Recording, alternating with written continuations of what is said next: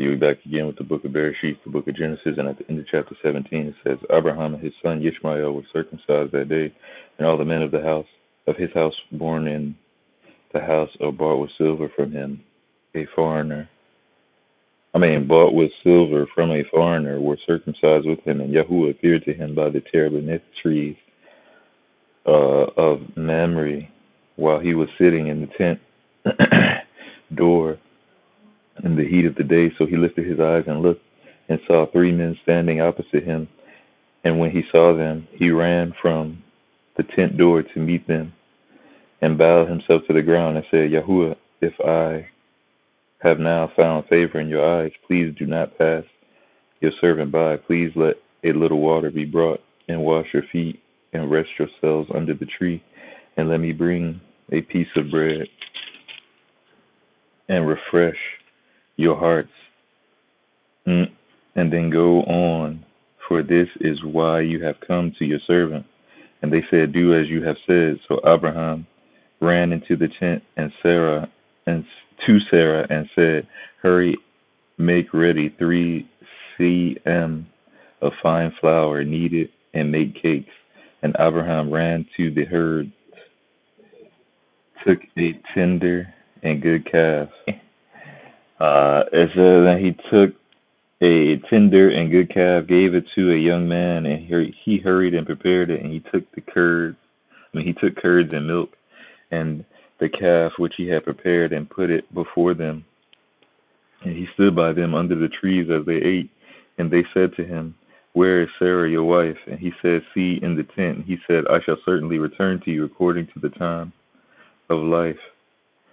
And see, Sarah your wife is to have a son. And Sarah was listening in the tent door which was behind him. And now Abraham and Sarah were old, well advanced in age, and Sarah was past the way of woman. And Sarah laughed within herself, saying, after I have grown old, shall I have pleasure, my master being old too? And Yahuah said to Abraham, why did Sarah laugh, saying, shall I truly have a child, since I am old? Is there any matter too hard for Yahuah? At the appointed time, I am going to return to you according to the time of life. But Sarah is to have a son. But Sarah denied it, saying, I did not laugh, for she was afraid. And he said, no, but you did laugh. And the men rose up from there and looked toward Sodom, and Abraham went with them to send them away. And Yahuah said, shall I hide from Abraham what I am doing, since Abraham is certainly going to become a great and mighty nation, and all nations of the earth shall be Barak in him?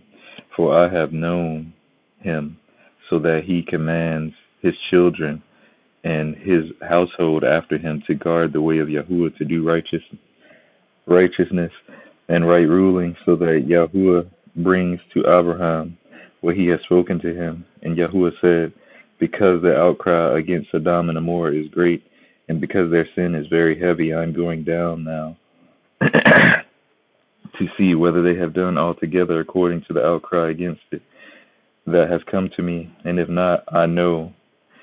So the men turned away from there and went towards Sodom. But Abraham stood before Yahuah, and Abraham drew near and said, would you also destroy the righteous with the wicked? Suppose there are 50 righteous within the city. Would you also destroy the place, and not spare it for the 50 righteous that were in it?